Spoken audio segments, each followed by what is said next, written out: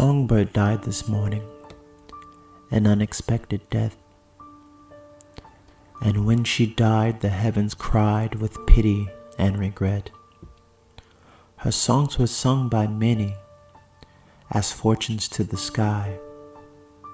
And when she flew, her wingspan proved how steady she could rise. Her mind was like a diamond, her smile a summer gale.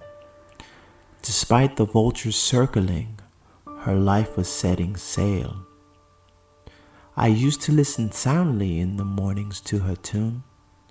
I'd mimic soothing melodies and pilot graceful loops. One day she started flocking with the foulest birds of prey. They steer her to and fro until her feathers badly frayed.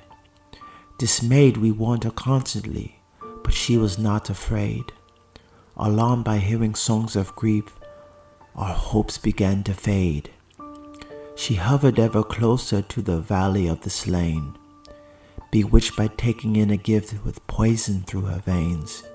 She fluttered with an off-pitched voice, she struggled with the wind.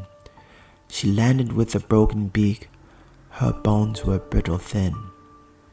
I turned away aghast and laughed, the laughter of the mad.